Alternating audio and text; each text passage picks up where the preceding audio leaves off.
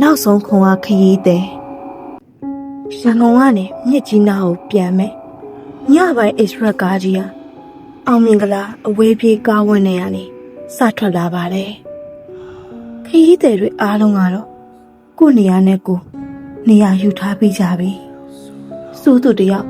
ကားနောက်ပိုင်းကခုံနံပါတ်43မှာထိုင်နေတာပါသူ့ဘေးကခုံနံပါတ်44မှာတော့ဘယ်သူမှရှိမနေဘူးဒါပေမဲ့သူ့အနောက်တက်ကအစွန်ဆုံးခုံနံပါတ်45မှာတော့လူတယောက်ထိုင်နေတာကိုသူသတိထားမိတယ်အဲ့ဒီလူကဟူဒီအမဲဝစ်ထားပြီး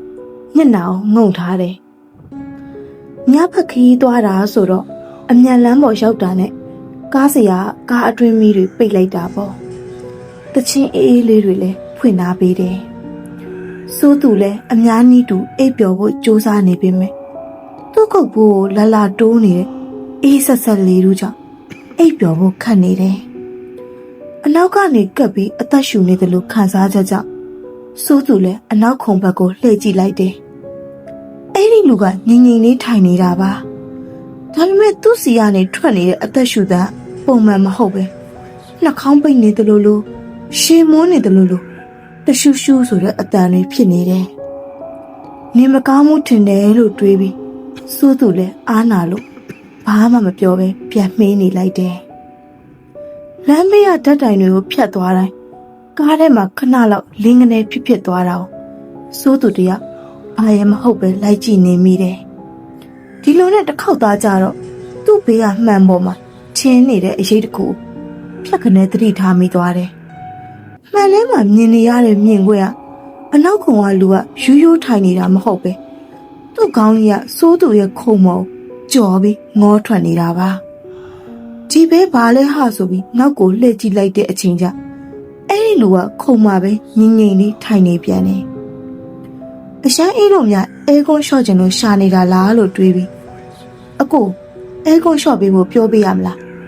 စိုးသူလှမ်းမိလိုက်တယ်အနောက်ကလူကတဆက်ဆက်တုံပြီးစိုးသူကိုမော့ကြည့်လာတယ်အမှောင်ထဲမှာမို့မျက်နှာကိုတေချာမမြင်လိုက်ရပါမယ်သူ့ရဲ့မျက်လုံးတွေကအဖြူရောင်အတိဖြစ်နေသလိုချင်းစိုးသူလည်းရှင်နဲ့ဒင်းနဲ့ဖြစ်သွားပြီးအရှိကိုပဲပြန်လှည့်နေလိုက်တယ်115မိုင်ရောက်တော့ကားဟာတစ်ထောင်နာတယ်အပေါ့အပါးသွားဖို့ဆိုပြီးခီးသည်တွေအားလုံးကားပေါ်ကဆင်းကြတာပေါ့စိုးသူလည်းစိတ်ထဲခုလုဖြစ်နေရနဲ့ကားစပယ်ယာစီသွားပြီးသူသိကျင်တာကိုမေးကြည့်လိုက်တယ်အကိုကျွန်တော်အနောက်မှာထိုင်နေခုံနံပါတ်45လူကဘယ်မှာဆင်းမှာလဲဗျကြည့်ရတာတမျိုးကြီးပဲနေမကောင်းလားမသိဘူး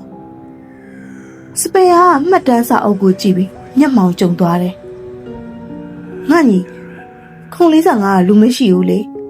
အဲ့ဒီခုံကအားနေတာဒီညခီးတွေကအယောက်40ပဲပါတာစိုးသူကြက်သိမ်းဖြန်းကနေထသွားပြီမဟုတ်ဘူးလေအကိုရဲ့ဟိုဒီအမဲနဲ့လူတယောက်ကျွန်တော်အနောက်မှာထိုင်နေတယ်လေလူစုံတော့ကားစပယ်ယာနဲ့စိုးသူတို့ကားပေါ်အတူတူတက်ကြည့်ကြတယ်တကယ်ကြီးကိုခုံနံပါတ်45လွတ်နေတာအပေါ်မှာလဲဘာအထုပ်အပိုးဘာပစ္စည်းမှမရှိဘူးဒါပေမဲ့ထူးဆန်းတာတစ်ခုကအဲ့ဒီခုံရဲ့ကျမ်းပြင်ပေါ်မှာရှည်ညှိတွေနဲ့ရှွတ်နေပေကျန်းနေတာတွေ့လိုက်ရတယ်စိုးသူလဲကြောက်လန့်နဲ့ကားစရာကိုကားမှုလို့ပါလို့အကြောင်းပြပြီးရှေ့နာကခုံအလွတ်တစ်ခုမှပြောင်းထိုင်လိုက်တယ်ဒါပေမဲ့စိတ်ကတော့မအေးနိုင်သေးဘူးမီးအမှောင်ထဲမှာကားစပယ်ယာခီးသည်တွေကိုလိုက်စစ်နေရင်စိုးသူနာအရောက်မှာရှုတရက်ရက်သွားတယ်ညီလေးအောက်မှာပစ္စည်းပြုတ်ကျနေတယ်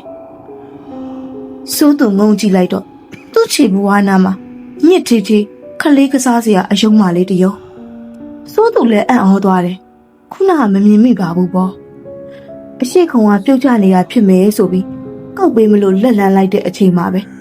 အဲ့ဒီအယုံမရဲ့ခေါင်းကတဖြည်းဖြည်းချင်းလဲထွက်လာပြီးစိုးသူပြူကြီးကြည်နေတယ်အရှုံးရဲ့မျက်လုံးတွေကမှအရှိတွေတထောက်စိတ်ထွက်လာတာကိုမြင်လိုက်ရတော့စိုးသူလန့်ပြီးအယုတ်ကိုလွှတ်ချလိုက်မိတယ်အဲ့ဒီအချိန်မှာပဲကားစပီကာကနေတရှဲအတန်တွေထွက်လာပြီးစောနာတော့ကသူကြားခဲ့တဲ့တရှူရှူဆိုတဲ့ရေမုန်းနေတယ်လို့နှာမုတ်တန်ကြီးအကျယ်ကြီးထွက်လာတယ်ကျန်တဲ့ခီးသည်တွေကတော့ စပီကာအဲရာတက်တာဆိုပြီးခက်အေးအေးဖြစ်နေကြပေမဲ့စိုးသူကတော့ဇောချွေးပြန်ပြီးအသက်တောင်ဝဝမရှူနိုင်တော့ဘူးသူ့ခြေထောက်အောက်မှာအယုတ်လည်းမရှိတော့ဘူးခဏကြာတော့စိုးသူနဲ့ကားစီယာလွဲပြီးကျန်တဲ့လူတွေအားလုံးအိမ်မောကြကုန်ကြပြီဘေးပတ်ဝန်းကျင်ကိုနည်းနည်းဝေးကြည့်လိုက်တော့ထူးဆန်းနေတာတစ်ခုကိုသတိထားမိသွားတယ်အိမ်နေတဲ့ခီးသည်တွေအားလုံးရဲ့ပါဇက်တွေကဟာစီနဲ့တစုံတစ်ခုကိုလိုက်ရွှတ်နေတယ်လို့မျိုးတညီတညွတ်တည်းဖြစ်နေတာစိုးသူကြောက်လန့်တကြားနဲ့ပြတင်းပေါက်မှန်ဘက်ကိုလှည့်ကြည့်လိုက်တဲ့အခါအပြင်မှာမြူတွေဆိုင်နေပြီးမှန်လုံးဝနောက်ကျနေတယ်ကြောင်မင်းကြည့်နေတော့ဘက်ခနဲ့အတန်ကြားပြီးမှန်ပေါ်မှာလက်ဝါးရာကြီးထင်လာတယ်ကားအရှိန်နဲ့မောင်းနေတာလေဘယ်ကလက်ဝါးရာကြီးလဲစိုးသူခေါင်းကိုအောင့်ငုံထားပြီးခဏနေတော့အနောက်ဘက်ကိုတစ်ချက်လှည့်ကြည့်လိုက်မိတယ်ကားနောက်ဆုံးတန်းမှာစောစောကဟူဒီနဲ့လူတွေမကပဲလူအရှိတ်၅ခုလိုက်အတန်းလိုက်ကြီးထိုင်နေတာကိုမြင်လိုက်ရတယ်သူတို့အားလုံးကရေဆိုးနေတယ်လို့မျိုးတောက်တောက်နဲ့ကိုပေါ်ကနေရေတွေစိမ့်ကြနေကြတယ်ကြည့်နေရင်ဟူဒီအမဲနဲ့လူကရုတ်တရက်ထလာပြီးစိုးသူခုံနောက်တဖြည်းဖြည်းချင်းရှောက်လာတယ်သူခြေလှမ်းလိုက်တိုင်းမှာကျမ်းမြင်ပေါ်မှာရှွန့်ပွက်ရာတွေကျန်နေခဲ့တယ်စိုးသူရဲ့အနားလဲလျှောက်ရောအဲ့ဒီလူကကိုယ်ကိုင်းလာပြီးအေးဆက်ဆက်အသက်ရှူတန်းကြီးနဲ့ကပ်ပြောလိုက်တယ်ငါနေရမှာဘာလို့လာထိုင်နေတာလဲငါအလောင်းကိုရောဘာလို့တက်နေနေတာလဲစိုးသူငုံကြည့်လိုက်တဲ့အခါသူ့ခြေထောက်အောက်မှာစောနာအယုံမဟုတ်တော့ပဲဖြူဖတ်ပုတ်ပွားနေတဲ့လက်တစ်ဖက်ကသူ့ခြေချင်းဝက်ကိုအတင်းဆွဲညှစ်ထားတာကိုမြင်လိုက်ရပြီတတိလက်သွားတော့တယ်မနဲ့လင်းလို့ကားကြီးဂိတ်ကိုစိုက်တဲ့အချိန်မှာကားစပယ်ဟာစိုးသူကိုလာနှိုးတယ်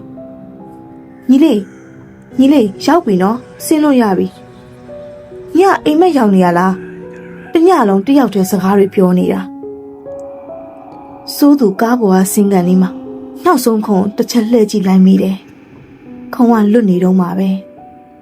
ဒါပေမဲ့သူ့ရဲ့အင်ဂျီမှာဆိုစွတ်နေတဲ့လက်ရတစ်ခုပါလာတာကိုသူတွေးလိုက်ရတယ်နောက်မှအိမ်ပြန်လာတဲ့လမ်းမှာတက်စီစီယာနဲ့စကားဆက်မိပြီးပြန်ကြရတာကလွန်ခဲ့တဲ့2လလောက်ကရန်ကုန်မြစ်ကြီးနားလမ်းမှာ express ကားတစ်စီးကြောက်ထဲပြုတ်ကျသွားခဲ့တယ်တဲ့လူတွေလည်းတေသွားတာမနှဲဘူးဆိုပဲအိမ်ကိုပြန်ရောက်တဲ့အထိစိုးသူစိတ်ထဲမှာတမျိုးကြီးဖြစ်နေတော့မယ်အင်ကြီးလက်ဖြားဆိုစစ်စစ်လက်ရကြီးကခြောက်သွားပြီဆိုပေမဲ့အဲ့ဒီနေရာမှာအကွက်လိုက်ကြီးအစွန်းကျန်ခဲ့တယ်ပြန်နေနေလို့များလားမနက်မှဖျားလေးပါလေးတွားဖို့အောင်မယ်ကိုအားပေးပြီးရှေးမိုးချိုးဖျားရှိကိုပြီးအိတ်ဖို့ပြင်လိုက်တယ်ည7 နာရီခွဲလောက်မှာစိုးသူရေငတ်လို့နိုးလာတယ်ရာသီဥတုကအေးနေလို့များလားအခန်းထဲမှာခါတိုင်းထက်ပိုမှောင်နေတယ်လို့ပဲသူရေထတော့မလို့ပြင်လိုက်တဲ့အချိန်မှာတောက်ဆိုပြီးကျမ်းမြင်မော်ရေဆက်ကြတဲ့အတန်ကြားလိုက်ရတယ်အတန်းကကတင်ချင်းနာလာနေတာစိုးသူဖုံးပြီးဖွင့်ပြီးကြည့်လိုက်တဲ့အချိန်မှာသူ့တကောလုံးတုန်တက်သွားတော့တာပဲသူ့ရဲ့ခီးဆောင်အိတ်ပေါ်မှာရှွန့်နေအညစ်အကြေးတွေပေကြံနေပြီးအိတ်ထဲကနေရှူးဆိုတဲ့အတန်ကြီးထွက်လာတယ်အိတ်စစ်ကအထဲကနေတယောက်ကဆွဲဖွင့်လိုက်တယ်လို့မျိုးတပြေးပြေးချင်းဖွင့်လာတာအိတ်ကြားထဲကနေထွက်လာတာလက်ချောင်းပြပြကြီးတွေစိုးသူကြောက်လန့်တကြားနဲ့ကတင်မော်ကနေအနောက်ဆုတ်လိုက်ပေမဲ့သူ့ကြောကနေရံနဲ့ကတ်သွားတယ်အဲ့ဒီအချိန်မှာသူ့နားထဲကိုအေးဆက်ဆက်လေတံတစ်ခုဝင်လာတယ်ကားပေါ်မှာတော့ငါ့ကိုအဲကွန်းလျှော့ပေးရမလားလို့မေးခဲ့တယ်မလားအတန်းကပခုံးပေါ်ကနေကတ်ထွက်လာတာစိုးသူဘေးကိုလှည့်ကြည့်လိုက်တော့ဟူဒီအမဲဝတ်ထားတဲ့လူကသူ့ဘေးမှာကတ်ပြီးထိုင်နေတာဒါပေမဲ့ဒီတစ်ခါမှာတော့သူ့မျက်နှာမှာဘာအရေးပြားမှမရှိတော့ဘူးရှည်ထဲမှာလှပေါင်းများစွာစိန်ထားရလို့ပုတ်ပွားနေတဲ့အသားစာတွေပဲကြံတော့တယ်ညက်သားဖြူဖြူကြီးနဲ့စိုးသူကိုစိုက်ကြည့်နေပြီအရန်အေးတယ်ငါညီရဲ့ငါ့ကိုမီးရှို့ပေးပါအောင်ပြောဆိုနဲ့အဲ့ဒီလူကစိုးသူလေပင်ကို အေးဆက်ဆက်လက်ကြီးတွေနဲ့လှမ်းညစ်ပစ်လိုက်တယ်။စိုးသူအော်ဖို့စူးစားပေမဲ့အသားထွက်မလာအောင်သူ့ပါဆက်သေးကိုရှွန့်တွေပို့စော်နံနဲ့ရေပုတ်တွေစီးဝင်လာသလိုမျိုးခံစားလိုက်ရတယ်။စိုးသူအလန့်တကြားနိုးလာခဲ့တယ်။တကူလုံးလည်းချွေးတွေရွှဲလို့အိမ်မက်ဆိုးကြီးပါလားဆိုပြီးတက်ပြင်းချလိုက်တဲ့အချိန်မှာသူ့အခန်းတကာအောက်ခြေကနေရွှွန့်ရည်တွေအခန်းထဲကိုစီးဝင်လာတာကိုမြင်လိုက်ရတယ်။နားထဲမှာတော့ကားပေါ်ကစပီကာထဲကအတန်အတိုင်းရှူရှူဆိုတဲ့အတန်ကြီးကအခန်းအနှံ့ဟိန်းထွက်နေတော့တယ်။စိုးသူတယောက်ဒီကိစ္စပြီးကြတဲ့ညဘက်ဆိုရင်အိမ်ပြင်မထွက်ရဲရုံတင်မကပဲအဝေးပြေးကားဆိုရင်အတန်ကြားတာနဲ့တုံနေရတဲ့အထိဖြစ်သွားခဲ့ရပါတော့တယ်။နောက်မှပြန်သိရတာသူစီးလာတဲ့ကားကြောက်သေးကျသွားတဲ့ကောင်ပြန်ပြင်းပြီးပြေးဆွဲနေတဲ့ express ကားလေး